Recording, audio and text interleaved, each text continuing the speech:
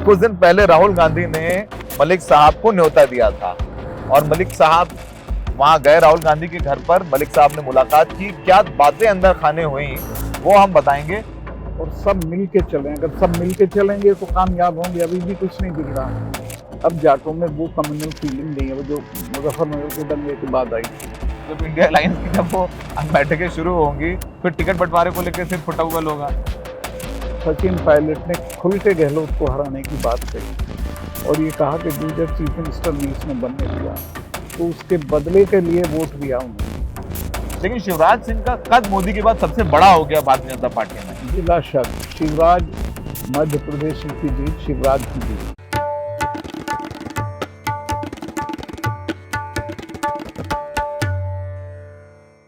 नमस्कार, the red mic में आपका स्वागत है। हमें आपका जबरदस्त प्यार मिल रहा है और जैसा हमने आपसे वादा किया था उन तमाम आवाजों को हम आप तक पहुंचाते रहेंगे जिनकी समाज को और देश को जरूरत है। कठिन सवाल पूछते रहेंगे, अच्छा हुआ तो उसको बताएंगे और कहां गड़बड़ी हुई, कहां चूक हुई तो उन सवालों को भी मुखरता से पूछेंगे। ये है द अनम्यूट शो। हमारे साथ बात करने के लिए हैं सत्यपाल मलिक। सत्यपाल मलिक साहब, जानते हैं आप, गवर्नर रहे हैं जम्मू कश्मीर, गोवा के, बिहार और उड़ीसा के। किसान आंदोलन में कह ले तो बागी हो गए और अब आजकल किसानों को मुद्दों को लेकर के, दूसरे तमाम ऐसे मुद्दों को लेकर के काफी मुखर रहते हैं, मोदी सरकार को घेरते रहते हैं, जिसके लिए इनकी काफी आलोचना भी होती है। आज हमारे साथ मलिक साहब हैं और मलिक साहब से आज हम तमाम कठिन सवाल पूछने वाले हैं। मलिक साहब उस एक तबके के भी नेता हैं और उन तमाम नेताओं के भी नेता हैं, अगुवा हैं, जो कि एक एंटी मोदी फ्रंट बना करके 2024 की तैयारी कर रहे हैं। उस फ्रंट को एक बहुत जबरदस्त झटका लगा है विधानसभा चुनाव में, जिस तरीके से बीजेपी ने हिंदी हार्टलैंड में मध्य प्रदेश, राजस्थान, छत्तीसगढ़ में कांग्रेस का सुपड़ा साफ किया है, उससे 2024 की उम्मीदों को एक झटका लगा है। मलिक साहब, बहुत बहुत शुक्रिया हमारे नए मंच पे हमें वक्त देने के लिए। और आपकी तमाम बातें बहुत महत्वपूर्ण हो जाती हैं उन लोगों के लिए जो आपकी तरफ नजरें गड़ाए रहते हैं, आशा की तरफ देखते हैं, क्योंकि आप लोग किसानों की बात करते हैं। आपको बहुत प्यार मिला जब आपने किसान आंदोलन में किसानों की बात बोली, पद पर रहते हुए। आप इन विधानसभा चुनाव में बीजेपी की जीत को कैसे देखते हैं, कैसे आंकते हैं? पहले तो आपको बधाई आपके नए चैनल के लिए, और मैं श्योर हूँ आपका चैनल बहुत दूर तक जाएगा। दूसरे, ये चुनाव के जो नतीजे हैं इससे कोई डिमोरलाइज होने की जरूरत नहीं है। देश ने वो वक्त भी देखा है जिसमें बीजेपी के सिर्फ 2 MP जीत के आते थे, तो ये चलता रहता।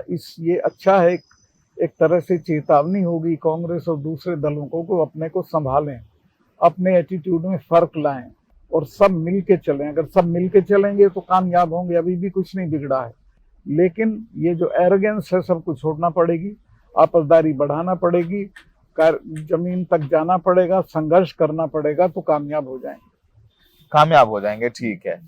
लेकिन मलिक साहब, जब हम लोग एनालिसिस कर रहे थे चुनाव के नतीजों का, तो हिंदी हार्टलैंड में तेलंगाना में तो कांग्रेस जीत गई, वो हिंदी हार्टलैंड नहीं है। दक्षिण भारत में एनडीए बहुत मजबूत नजर नहीं आता है, ना तमिलनाडु में है, ना केरल में है, ना कर्नाटका में है, ना तेलंगाना में है, ना आंध्र प्रदेश में है। लेकिन आप जब ऊपर आते हैं, छत्तीसगढ़ हो, मध्य प्रदेश हो, राजस्थान हो, उत्तर प्रदेश हो, उत्तराखंड हो, हरियाणा हो, यहाँ तो जबरदस्त तरीके से बीजेपी हावी है। उत्तर प्रदेश, मध्य प्रदेश और राजस्थान जो बड़े हिंदी भाषी राज्य हैं, वहां पर तो बीजेपी ने कांग्रेस को पटकनी दे दी है। मतलब पटकनी लफ्ज है ये। तो यहाँ हिंदी हार्टलैंड में, जहां पर आप लोग जातिगत जनगणना को बहुत पिच कर रहे हैं, आप लोग इन द सेंस तमाम, आप भी चाहते हैं कि विपक्ष की सरकार बने 2024 में, और आप हिदायत और सीख देते रहते हैं, तो हिंदी हार्टलैंड में तो जातिगत जनगणना का कार्ड चला ही नहीं। हिंदी हार्टलैंड में क्या चला है तो अभी मेरी समझ में नहीं आ रहा है, लेकिन एक बात जरूर चली कि ये आज से नहीं, कई साल से ये पूरे एरियाज कम्युनलाइज हो चुके थे और बहुत होशियारी से बीजेपी ने इनको कम्युनलाइज किया था। वो असर अभी भी बाकी है, उसको खत्म करना पड़ेगा। तो कैसे खत्म होगा मलिक वो साहब? खत्म होगा अपने एटीट्यूड से। इन लोगों का जो एटीट्यूड है, ये जो एक तो ये टू मच जिसको कहते हैं तुष्टीकरण करते हैं, वो ना करें, और सही को सही गलत को गलत बोले। सही को सही गलत को गलत बोले, ठीक है। आपको, आप लोग चूंकि आप किसान की बात ज्यादा करते हैं और राजस्थान में आप तमाम बड़े बड़े जलसे आपने भी किए हैं, मेरे को पता है कितनी भीड़ आती है आपके जलसों में। उन किसानों ने भी बहुत साथ नहीं दिया कांग्रेस का। आप देखिए, वो 2 रुपए किलो गोबर खरीद रहे थे, छत्तीसगढ़ के पूर्व मुख्यमंत्री भूपेश बघेल। यहाँ किसानों को सब्सिडी, कर्ज माफी चल रही थी अशोक गहलोत के यहाँ पर। हेल्थ स्कीम की बड़ी उन्होंने बात की, स्कीम्स को लेके चुनाव लड़े, पॉजिटिव कैंपेन रखा, लेकिन किसानों ने साथ नहीं दिया कांग्रेस का। देखिए, जो गुजर बेल्ट है उसमें तो सचिन पायलट ने खुल के गहलोत को हराने की बात कही और ये कहा कि गुजर चीफ मिनिस्टर नहीं इसने बनने दिया, तो उसके बदले के लिए वोट दिया उन्होंने। जाटों में डिवाइड हुआ, 50-50% कांग्रेस को मिला, 50 इन लोगों को मिला। वो जिसका जहां जैसा काम था उस मुताबिक मिला। आप एक बड़ा जो है आरोप लगा रहे हैं कि सचिन पायलट तो साथ थे, अशोक गहलोत साथ में हाथ मिला रहे थे। वो हाथ तो सब मिलाते हैं, हाथ तो आप चाइनीज लोगों से भी मिलाते हो, सबसे मिलाते हो, लेकिन मुझे तो ग्राउंड की जानकारी। इसने कहा कि इसको हराओ, इसने मुझे नहीं बनने दिया। अंदर खाने, हाँ, तो गुजरों का वोट नहीं मिला, आप कह रहे हैं? 1% भी नहीं मिला। गुजर बीजेपी चले गए। तो मतलब सचिन पायलट इतने जरूरी हैं गुजरों के लिए कि वो बीजेपी को जिता देंगे, लेकिन सचिन पायलट के। देखिए, गुजर की एक परंपरा है कि गुजर गुजर के साथ रहता है और सचिन पायलट गुजरों के कद्दावर नेता हैं। अपने को चीफ मिनिस्टर प्रोजेक्ट किया था, नहीं बने तो वो चोट है गुजरों में, वो चोट है गुजरों को। मलिक साहब, इंडिया अलायंस का भविष्य क्या देखते हैं आप? इंडिया अलायंस का भविष्य अच्छा है, पर इनको सुधरना पड़ेगा। अपने कपड़े संभाल के ठीक से करें। ये इनमें एरोगेंस बहुत है आपस में, और जिस तरह की जिम्मेवारी से आचरण करना चाहिए वो नहीं कर रहे हैं। जिस जिम्मेदारी से आचरण करना चाहिए वो नहीं कर रहे हैं। आपको लगता है कहाँ कमी है? क्या आचरण करना चाहिए था इन लोगों को? इस विधानसभा चुनाव में क्या करना चाहिए? एक तो कमलनाथ ने जिस तरह की भाषा अखिलेश के लिए इस्तेमाल की, वो गैर वाजिब थी, गलत बात थी। कमलनाथ क्या चीज है वैसी बात ऐसे कि अखिलेश पे जाती है, उस पे बाप की थाती है, और अखिलेश ने फिर जाके वहां उसके खिलाफ काम किया, तो इन एटीट्यूड से आप कैसे सरकार बदल लोगे? मतलब आप कांग्रेस को बड़ा दिल दिखाना पड़ेगा। बिल्कुल, मिसबिहेव तो करना ही नहीं है कि क्या है अखिलेश अखिलेश ऐसे बोलना तो बहुत बुरी बात है। सर, मुझे लगता है कि राहुल गांधी का एटीट्यूड काफी बढ़िया रहा। तेलंगाना में इस तरीके से कैंपेन किया, रेवंत रेड्डी राहुल गांधी की पसंद, जी। और उसको ला करके उन्होंने प्रदेश अध्यक्ष बनाया। भारत जोड़ो यात्रा भी तेलंगाना में बहुत जबरदस्त रही, और तेलंगाना में जिसको उम्मीद नहीं थी, मुझे लग रहा है आपको लोग बोल रहे होंगे बीराज को हराना मुश्किल है, चंद्रशेखर राव तो बड़ा पॉपुलर है, उन्होंने टीआरएस को बीआरएस बना दिया, प्रधानमंत्री का प्रोजेक्शन अपना उन्होंने किया, और वहां पर रेवंत रेड्डी राहुल गांधी का आदमी, उसने हरा देना भी कहीं ना कहीं राहुल गांधी की जीत है। क्या आप मानेंगे कि राहुल गांधी की तेलंगाना में जीत हुई, हार कमलनाथ और अशोक गहलोत की हुई? राहुल गांधी पूरी तरह मैच्योर, बहुत समझदार और बहुत शिष्ट, माने he is ideal leader now days. मेरी तो मुलाकात हुई। हाँ, ये एक बड़ा बढ़िया सवाल है। आपने दर्शकों को बताएं कि कुछ दिन पहले राहुल गांधी ने मलिक साहब को न्योता दिया था, और मलिक साहब वहां गए राहुल गांधी के घर पर, मलिक साहब ने मुलाकात की। क्या बातें अंदर खाने हुई वो हम बताएंगे। सर, क्या बातें राहुल गांधी ने आपको बुलाया और क्या कहा? अंदर खाने तो कुछ नहीं, तो सवाल किए, it was like an interview. हाँ, मैंने देखा वो तो हुआ। अंदर खाने में मैंने उसको यही कहा कि देखो, तुमने सबसे अच्छा काम ये किया कि मुझे कुछ नहीं चाहिए, ये तुम्हारी स्ट्रेंथ है, इसके आधार पे आगे बढ़ो और इन सबों को इकट्ठा करो, इन सबों को इकट्ठा करो। आपको लगता है कि राहुल गांधी को साथ नहीं मिलता? राहुल गांधी जो मेरे जितना हम जानते हैं, उन्होंने जो एक तय किया था फार्मूला की 2.5 साल भूपेश बघेल, 2.5 साल टी.एस. सिंहदेव, राहुल गांधी का था कि जो तय हुआ पहले वही होना चाहिए। उधर 2.5 साल सचिन पायलट, 2.5 साल अशोक गहलोत, वो नहीं हुआ। तो कहीं ना कहीं राहुल गांधी के ऊपर कांग्रेस के जो बड़े नेता हैं, कमलनाथ हो या अशोक गहलोत हो, ये लोग प्रिवेल कर जाते हैं, इनकी बातें मान ली जाती हैं, और राहुल गांधी को वो support with in the Congress party नहीं मिलता जो राहुल गांधी को मिलना चाहिए। राहुल गांधी को सख्ती के साथ इनसे पेश आना चाहिए। राहुल गांधी इनसे नहीं है। राहुल का यात्रा के बाद लोगों के साथ 1-to-1 हो गया है, उसका सीधा संवाद और सीधा रिश्ता हो गया भारत की जनता से। वो इनके चक्करों में ना पड़े, अपने जो छत्रप हैं, और इनके ब्लैकमेलिंग में तो बिल्कुल ना आए। उनकी ब्लैकमेलिंग में नहीं आए। अब आगे इंडिया अलायंस की बैठक दिल्ली में है, फिर आगे ममता बनर्जी भी होस्ट करेंगे बंगाल। इंडिया अलायंस की बैठक में आप शामिल होंगे अगर न्योता आएगा तो? शायद कलकत्ता में। कलकत्ता में आप मीटिंग इंडिया अलायंस की बैठक में शामिल होंगे आप? आपको न्योता मिला है? अभी नहीं मिला, किसी ने ज़बानी कहा है मुझे। ज़बानी कहा है तो जाएंगे आप, इंडिया अलायंस में शामिल होंगे औपचारिक तौर पर। इधर देखिए, इधर आपने देखा इस बीच नीतीश कुमार की भी एक विधानसभा में बात व्यक्तिगत तौर मुझे मानता हूं कि जो बात उन्होंने कही ठीक है, लेकिन भाषा बेहतर हो सकती है। वो अवॉइड करते तो अच्छा रहता है। तो नीतीश कुमार का वहां पर एक डाउनफॉल हुआ जो उन्होंने भाषा बोली। आप महिला वोटर, आप वो समझदार वोटर है, आपने देखा लाडली योजना में शिवराज सिंह चौहान को कितना प्यार मिला है। लाडली योजना ने जिता दिया शिवराज को। हाँ, तो शिवराज जैसे पॉलिटिशियन देखिए, आप कमलनाथ जी, आप मुझे लगता है कमलनाथ थोड़ा एरोगेंट रहे, शिवराज हाथ जोड़कर मैं आपका भाई हूँ, बेटा हूँ, बहुत हम्बल तरीके से उन्होंने प्रचार किया। बीच में वो बुलडोजर मामा बने थे, लेकिन मुझे लगता है शायद उनको समझ में आया कि बुलडोजर मामा नहीं चलेगा, तो उनका वो एक व्यक्तित्व है। एक बात पूछनी है मलिक साहब आपसे, शायद ये लोग इस सवाल के बाद जो शायद एक पत्रकार के तौर पर क्रिटिसाइज भी करे, फिर भी आपको लगता है आप क्या कहेंगे कि शिवराज सिंह चौहान मोदी के बाद जिस तरीके से चुनाव जीता है, भले ही वो मोदी की गारंटी पर और कहा गया कि कमल पर देखिए, मुझे देखिए, मोदी की गारंटी पर चुनाव लड़ा गया, लेकिन शिवराज सिंह का कद मोदी के बाद सबसे बड़ा हो गया भारतीय जनता पार्टी में। बिला शक शिवराज, मध्य प्रदेश की जीत शिवराज की जीत, मध्य प्रदेश की जीत शिवराज की जीत है।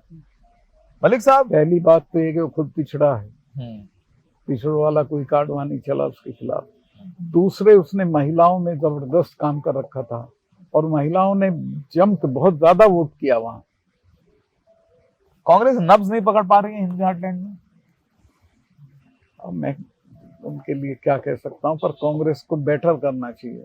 बेटर करना चाहिए नहीं, आप इसलिए क्योंकि आपको देखते हैं, सुनते हैं, आप सीनियर पॉलिटिशियन हैं, आप इमरजेंसी के वक्त जेल गए थे, आप इंदिरा गांधी के खिलाफ लड़े थे, आप जेल जाने वाले, लाठी खाने वाले नेताओं में से हैं जो एक निकल करके सामने आए, तो आपको अपनी बात खुल के रखनी चाहिए। नहीं, मैं खुल के ही रख रहा हूँ। कांग्रेस को ये चाहिए कि वो अपने प्रोग्राम तय करे, खासतौर से आर्थिक, सामाजिक, और उनके आधार पे लड़ाई लड़े, जेल जाए, संघर्ष करे, तो उनका भविष्य है। मलिक साहब देखिए, राजस्थान में भी चुनाव लड़ा गया मोदी के चेहरे पर, कोई सीएम कैंडिडेट डिक्लेयर नहीं किया गया। छत्तीसगढ़ में भी चुनाव लड़ा गया मोदी के चेहरे पर, मध्य प्रदेश में भी चुनाव लड़ा गया मोदी के चेहरे पर। हिंदी हार्टलैंड में मोदी का क्या कोई जवाब नहीं है विपक्ष के पास? ब्रांड मोदी विपक्ष के तमाम नेताओं पर अब भी भारी है। राज्य के चुनाव की बात करो, लोकसभा तो दूर है। ऐसा नहीं मानता कि ये वोट कोई मोदी के लिए था, ये वोट विपक्ष की विफलता का था। विपक्ष कोई पॉजिटिव वाइब्स नहीं दे रहा था, विपक्ष का कोई पॉजिटिव मैसेज नहीं जा रहा था लोगों में, इसलिए उन्होंने दे दिया। मोदी के लिए वोट नहीं हुआ है, गलत है जो लोग ऐसा समझते हैं।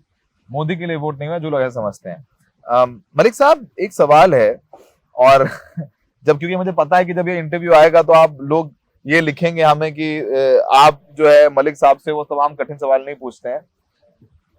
राहुल गांधी जब मुलाकात हुई तो आपने, क्या राहुल गांधी ने आपको न्योता दिया चुनाव लड़ने का?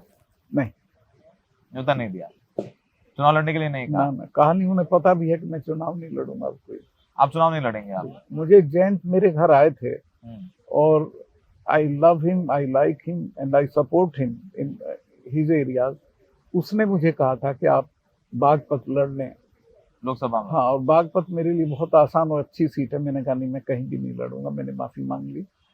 तो जयंत चौधरी ने आपको ऑफर किया कि बागपत चुनाव लड़ने, और आपने मना कर दिया फिर? लेकिन मैं जयंत के लिए पश्चिमी यूपी में कन्विंस करूंगा। जयंत के लिए कन्विंस करेंगे आप? कन्विंस करेंगे लोगों को। पश्चिमी उत्तर प्रदेश तो हमेशा, इस बार भी विधानसभा चुनाव में अच्छा चुनाव लड़े, पश्चिमी उत्तर प्रदेश ने डिसअपॉइंट किया विपक्ष को। तो पश्चिमी उत्तर प्रदेश में बहुत बड़े पैमाने पर ध्रुवीकरण हो गया था और जाट कम्युनलाइज हो गया था। लेकिन जब ये नूह का दंगा हुआ, उस वक्त इन्होंने, बीजेपी के लोगों ने हरियाणा के जाटों से कहा कि इसमें हिस्सेदारी करो। तो उसमें सबसे पहले जो धनखड़ खाप का अध्यक्ष है, उसने कहा कि नहीं भाई, हमारा तुमसे कोई मतलब नहीं, हम तो मेव लोगों के साथ हैं, ये हमारे साथ हैं। जब चौधरी छोटू राम को आप छोटू खां कहते थे, तब इन लोगों ने वहां ले जाके तैयब हुसैन के पिताजी ने इनको छोटू राम जी को इनको रहबर आजम की उपाधि दी थी, हम इनके साथ रहेंगे। तो उस एटीट्यूड के बाद वो बात चल गई पूरे हरियाणा में कि कोई नहीं जाएगा दंगे में, वो अब परकुलेट कर गई है मुजफ्फरनगर तक। अब जाटों में वो कम्युनल फीलिंग नहीं है, वो जो मुजफ्फरनगर के दंगे के बाद आई थी। 2022 के चलिए आप देखते हैं लोकसभा चुनाव तय कर देंगे कि जाटों में कम्युनल फीलिंग है या नहीं है। लेकिन जब विधानसभा चुनाव में मोदी के चेहरे पर चुनाव लड़के बीजेपी 3 स्वीप कर सकती है हिंदी भाषी क्षेत्रों में, 150 सीटें लगभग हैं हिंदी भाषी क्षेत्रों में बात करें, और उत्तर प्रदेश, राजस्थान, छत्तीसगढ़, मध्य प्रदेश मिला करके जहां बीजेपी का जबरदस्त परफॉर्मेंस रहा है और इन्हीं राज्यों ने लोकसभा तक पहुंचाया है। और इन राज्यों में कांग्रेस का हार जाना इंडिया अलायंस के लिए बहुत खतरे की घंटी है। हाँ है, लेकिन इसमें सुधार की गुंजाइश। वक्त तो बहुत कम बचा है मलिक साहब। कोई वक्त तो 10 दिन में सुधर जाता है जब, और 1 मिनट में बिगड़ जाता है जब बिगड़ना होता है। तो लोगों को कन्विंस कैसे करेंगे आप? करेंगे, जाएंगे, मिलेंगे, जुलेंगे, इनसे भी मैं सबसे बात करूंगा। किनसे? अब नीतीश कुमार जी, अभी तो टिकट, अभी तो आप जब इंडिया अलायंस की जब वो बैठकें शुरू होंगी फिर टिकट बंटवारे को लेकर सिर्फ फटाउल होगा। नहीं, उसमें एक सहमति इनको बनाना पड़ेगी, जो मैंने सजेस्ट किया है कि कुछ नहीं, इनका कोई एकता नहीं होने वाली। तुम एक उम्मीदवार के मुकाबले एक उम्मीदवार खड़ा करो। एक अगर बीजेपी का है तो तुम्हारा भी एक ही लड़े, देख के जिसका जहां इन्फ्लुएंस है वहां पे एक आदमी को लड़ा दो। तो ये काम वीपी सिंह ने यही किया था। वीपी सिंह ने बीजेपी से एडजस्टमेंट करने के बजाय 1 वर्सेस 1 कर दिया। अच्छा, ये बात मुझे लग रहा है बहुत रेलेवेंट सवाल है, और तमाम जो पॉलिटिक्स समझने वाले और देखने वाले, ऑब्जर्व करने वाले लोग हैं, उनको मैं चाहता हूं आप समझाएं कि वीपी सिंह मंडल कमंडल याद है आपको? वीपी सिंह ने मंडल कार्ड खेल करके अपने आप को पिछड़ों का नेता प्रोजेक्ट कर लिया था बहुत जबरदस्त तरीके से। लेकिन आज वीपी सिंह को कोई नहीं याद करता। आज मैंने पॉलिटिक्स में वीपी सिंह इस समय याद नहीं किया जाते हैं। ये इंडिया अलायंस भी, ये विपक्ष भी जातिगत जनगणना को बहुत तूल दे रहा है, वही जातीय कार्ड खेल रहा है। वीपी सिंह फेल हो गए थे। देखिए, वीपी सिंह फेल इसलिए हो गए थे, जब जातिवाद बढ़ाओगे तो फिर जाति अपना नेता चाहेगी, वीपी सिंह को क्यों चाहेगी? वीपी सिंह ठाकुर, फिर इनके नेता खुद उभर आए, कहीं लालू उभर आया, कहीं कोई उभर आया। तो आप कह रहे वीपी सिंह को उस कार्ड का फायदा जो है मुलायम सिंह यादव, लालू, रामविलास पासवान, इन जातिगत नेताओं को हुआ। आखिरी साहब, मलिक साहब, आखिरी सवाल आपसे।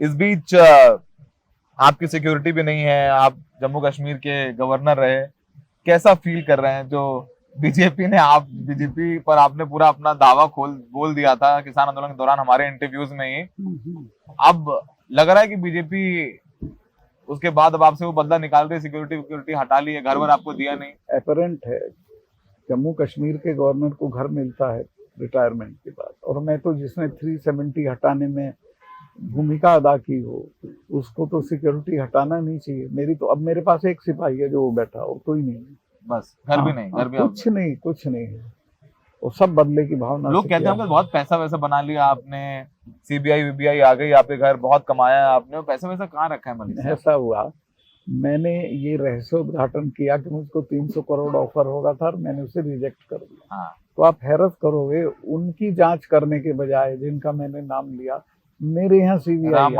हाँ सीबीआई मेरे यहाँ आ गई। मैंने कहा भाई मेरा घर है, देख, उन्होंने खुद कहा कि कुछ नहीं, हमने सब पता कर लिया, आपका ना कोई बैंक में है ना कोई प्रॉपर्टीज हैं, आपने कुछ नहीं किया, और आप तो बल्कि भ्रष्टाचार के खिलाफ लड़े, इसीलिए सफर किया। गोवा में भ्रष्टाचार के खिलाफ लड़ा तो जो भ्रष्ट लोग थे उनके खिलाफ एक्शन करने के बजाय प्रधानमंत्री ने मुझे ही मेघालय भेज दिया। वो अलग बात है कि मेघालय बेटर था, चूंकि उसमें 12 जिले थे, गोवा में 2 जिले थे। तो मैं सफर तो किया और कर रहा हूँ अभी भी, क्योंकि मैं कोई भी बात कहूंगा तो वो चलेगी नहीं इनके यहाँ, चलेगी नहीं इनके यहाँ। तो अब सीबीआई आप तो नहीं पूछताछ कर रही है आपसे? नहीं, मैं तो खुला हूँ भाई, रोज आओ मेरे यहाँ। सीबीआई ने तब भी पूछताछ नहीं की थी, ऐसे ही शिष्टाचार विजिट किया था। शिष्टाचार विजिट किया था। मैंने उनको बताया, मैं कहा ये 4 लोग हैं, लेकिन वो चारों प्रधानमंत्री के नजदीक थे, आज तक उनसे कोई पूछताछ नहीं की उन्होंने। खैर, मलिक साहब की बड़ी अच्छी बात है। मलिक साहब बीजेपी के खिलाफ खुल के बोलते हैं। आज इन्होंने कांग्रेस को भी हिदायत सीख दी है, क्यों हारे हिंदी हार्टलैंड में, क्यों बुरा हाल हो गया, तमाम मुद्दों को लेकर मलिक साहब से बात की। मलिक साहब बहुत बहुत शुक्रिया, आपने हमें वक्त दिया, और आगे भी हम आपसे बातचीत करते रहेंगे। बहुत बहुत शुक्रिया। रेड माइक को देखते रहें और रेड माइक को सब्सक्राइब करें, शेयर करें, और हमारे ईमानदारी भरे पत्रकारिता को सहयोग करते रहें। धन्यवाद। Thank you.